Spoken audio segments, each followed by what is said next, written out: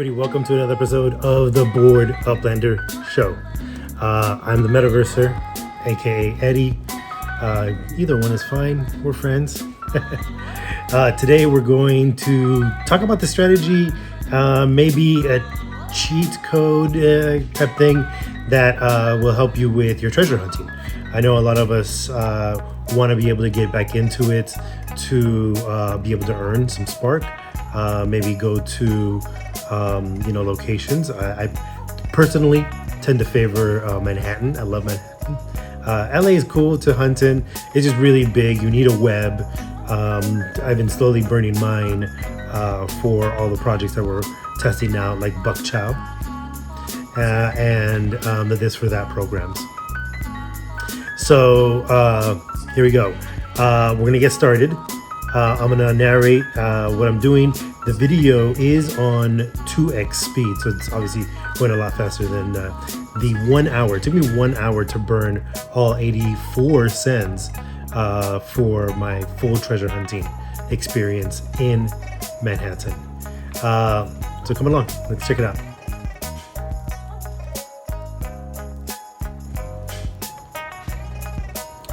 All right, so I started off because we're drifting in the river here. I don't know what part of the river it is, but it's that one separating, the Queens and Manhattan. Here we go. Hello, Albany. With my first hint. So what I always try to do is make sure that I'm able to see a little bit further ahead, depending on where my trail is. So obviously, as you saw there, it was pointing north or up. I went and found where my tail was at, which luckily was a little bit further north, giving me a difference in pulsation. Manhattan being as small as it is, it allows me to learn, I guess you can say, the distances a little quicker. The first 3 or 4 hunts, I tend to, I think, send more than I need to, but that's because I'm relearning the size difference, right? Because if you're hunting in LA, then you go to Manhattan, the distances in the pulsation can be tricky to the eye. In LA, it seems like there are less properties because the properties are bigger. In Manhattan, it seems like you're gonna jump over a whole bunch of properties, but that's because they're a lot smaller. In Manhattan, you're looking at properties that on the average really are about in the 25 to 35 UP2 or UP squared size. So yeah, you'll be skipping over a bunch of them. As you can see here, it's taking me a couple extra jumps or sends to be able to pinpoint my location. Now in Los Angeles, the difference in strategy is that I have enough of a web that I can triangulate my location. So in LA, I do average the same number of paid sends as I do in Manhattan. But that's because even though I have the web, I'm not completely saturated in LA because that would overweigh my portfolio. So instead, what I'm doing is I'm triangulating and then I have to send. Now, the extra sends is that difference in the fact that I have to mentally understand that I'm skipping over less properties, but I'm covering a much wider space. So here we found our first treasure. Now, hint number 1, everybody, this is a big one. Don't open your treasure chests. Don't open them. Okay, you'll see why later as I start building up. When I get to like 6 or 7, you'll see, and I think this is the cheat code number 1, is the treasures cluster. So your sends will start to decline if you start further down your hunt. I say after maybe send number 20. So send 20 to 80, you'll be getting more treasure chests than you would normally have if you opened up each one, because you're starting to remember I said the triangulation in LA. The treasure boxes in these locations where you don't have a web, they also create a assistance, a triangulation, you can say, for that. So don't open your boxes. That's big clue number one, let them sit there. Once you open them, particularly because they're paid, they're not going to disappear. If you do get an error message that says that the treasure has been taken by somebody else, or oops, there was an error, you can still close down the game if you're on PC or mobile and open it back up, and your treasure chest that you have already found will still be there. Yeah, they'll still be there. They'll be floating around. As you can see, that one to the right of me there. Now, the strategy that I have in Manhattan, because all my properties are on the west side of the island, is if I do need to go up north or south, I just jump to my properties, and then kind of like a pendulum or a scale, a compass, that's what it is, like a compass. Like, hey, we got a spark on this one.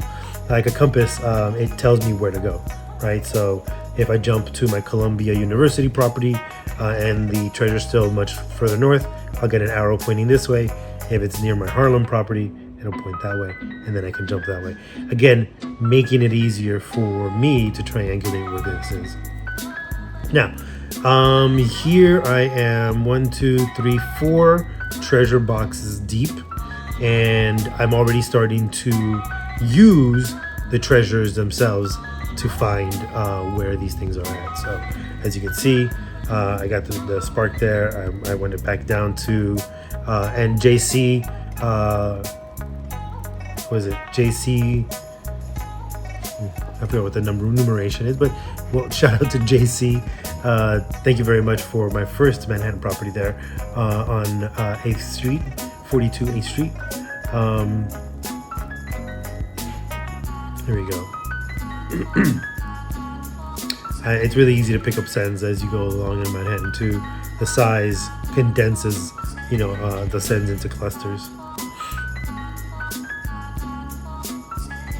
All right, so found another one. I think this is number 4, which would be about send 15-ish. So now, like I said, around 20 and up, you can really see how these chests are starting to cluster. So I use that to help me find the treasures a lot faster. There we go. We're going north from the treasure. I zoom out far enough to see what treasures I've found there so far. Okay, I see that there's that one there. So I'm gonna go ahead and jump, not to it, but close to it. Asumi, what's up? Lucky Spock. I love some of these names. Tuki 15. Alfieri. Rashu. Yetsek. Hey, one of my bigger Buck Chow customers. Thank you very much, Dicey Data. All right, so because I'm using the chests to triangulate where I'm going, I can find cheap property send fee-wise, so I can jump to and then find also a send, a paper airplane. Okay, now you see I'm hunting now around the one treasure chest that I know is there. Still trying to find cheap sends. This is how I can crush that send fee cost to maximize my treasure chest collection. All right, so it looks like I'm gonna have to sprout something further north than the most north that I found. Okay, so I go ahead and do that. See, I got my Harlem there. So I'm figuring, kind of my triangulation is I'm going from the treasure chest to Harlem. What's in the middle is this Metaventure. Now, Metaventures, y'all, is another cheat code. I think number 2 is they're almost a guaranteed cheap send. Metaventure owners are very good about having the send fees be very low, the minimum usually, because that's how we like to not only attract business but also retain. So when you are treasure hunting, definitely a cheat code there. Find Metaventures, cheap sends, usually the minimum. All right, here, as you can see, I'm triangulating too. So I know. That's the other thing. MetaVenture acts like a marker. So I know that I was at that one MetaVentures, and then it still tells me to go north. So now I get to triangulate between those two spaces. All right, here we go. We're looking for it. Peppered mint. Paperhead. Oh, hey now. Oh, okay. I got it roaming around. I love it. I love when I get those. Totally saves me a send. And again, did not open it. So let's go. I go back down. Using my strategy of using my properties to, jump down, I'll go ahead and do that. Yeah, there it is on Jane Street, 42 8th Ave. Okay, the pendulum swings back up north. Okay, close to where I got that spark box. So I'm gonna use the spark box as my marker there. It's like a pin in the map where I know I've been. So now I can triangulate between those two locations if the pendulum swings that way. The compass needle. And look, I got tons of time. I'm only 45 seconds in. Take your time. I mean, you paid for this. It gives you a good amount of time to find your location. So take your time. Find a cheap sand. All right. So now I have between that spark box and that other one, you'll see treasure chest up north to try to get. In this case, I'm triangulating between spark chest and my property. That's the okay. And in between, we have Danny Daniels' shop. So get some sends. Spend as little as I can. Then boom, I got me a red pulse.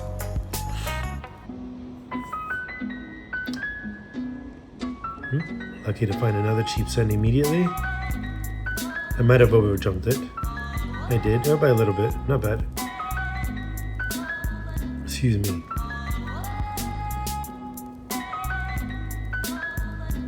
I hate those. It was pointing one way and then it points another. Come on. Look at this. Who does this? Hey, yo, if you guys are watching and you have your sends on max, stop it. Just be community friendly. Thank you from the bottom of the treasure hunter's hearts. Again, didn't open it. Went ahead and started a new one. Cheat code number 3. And this is probably not as consistent as definitely you'll start seeing the treasure boxes are, is sends. I've noticed that more and more on a frequency, I would just say probably in a good 30 to 40% clip. So every 3 or 4 out of 10,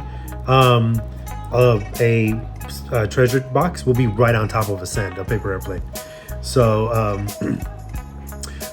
you can, I guess if you're going to go down the list, the 3, look at where the spark boxes have started to cluster, right? From there, take your time to find a cheap send and use MetaVentures to help triangulate between spark boxes and whatever other pins, visual pins you have. Then you can 3 find these locations.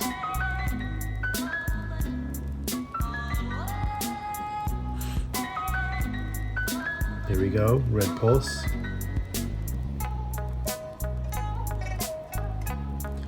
Find the send locations, yeah. As you can see, boom, I got a spark box. 2 in this hunt. Nice. And you'll see what's underneath. See? I'm trying to get the send. I can't. I lost the send there because the spark box is right on top. But fuck it. I'll find another send again. In Manhattan, it's pretty easy to find. San Francisco is like that. I only hunt the T1s. I do find the cost benefit to outweigh it. The cost benefit is good because Manhattan, Chicago, and San Francisco, the property owners there, kudos to y'all, do keep their sends send fees at a minimum. Usually at a minimum, it's easy to find 25, 35s.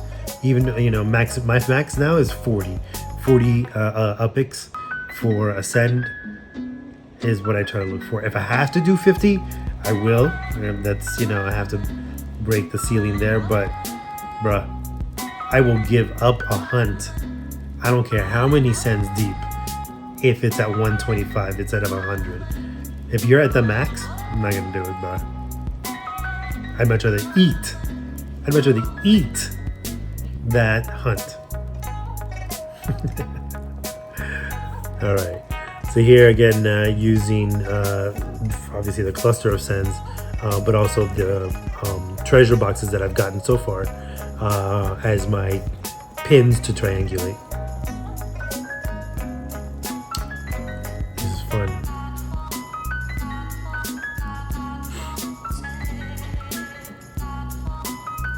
Here we go. Trying to find. Again, you try to find a good cheap send, because look, even if you have to double back, it's still cheaper than spending max in an area. Okay, boom. Gosh, yeah, this one was tough, I think, because of the park there. And we're gonna go ahead and zoom a little bit further ahead in the hunt. I'm gonna voice over this one so you can fully see what I'm talking about when you get clusters of the treasure boxes to help you guide you in a sense to your next treasure box. So on average, I tend to get about, in Manhattan, 19 to 22 boxes per hunt. I went back and through the 5617 server and found what my averages were when I was in Manhattan. And basically on this one, I added almost 30% more to my hunt. I hit 29 boxes. 29. Yeah. So, 10 more boxes almost.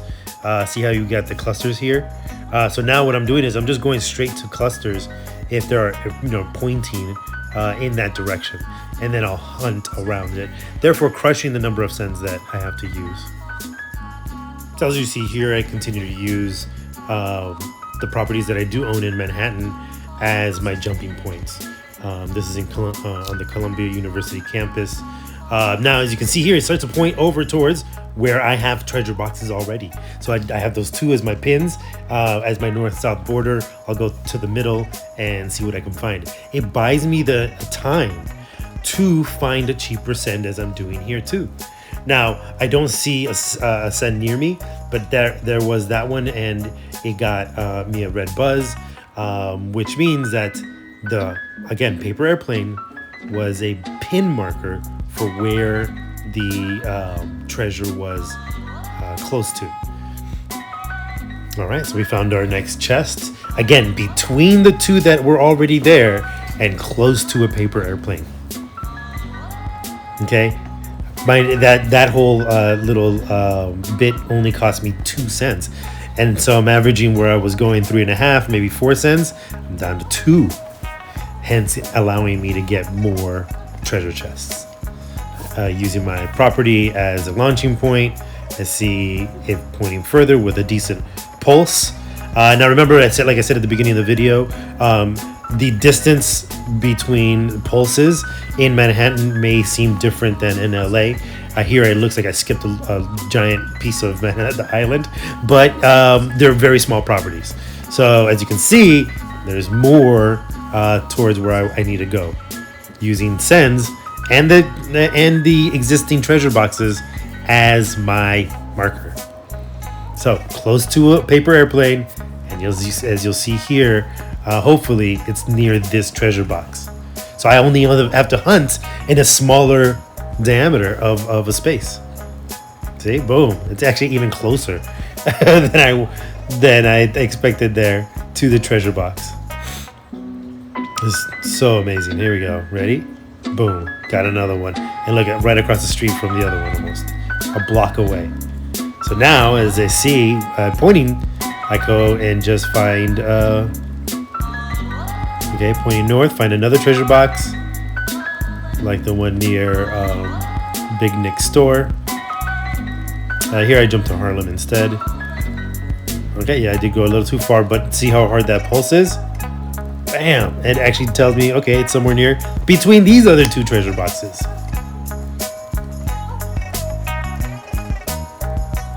So, yeah, this is going to be a great hunt.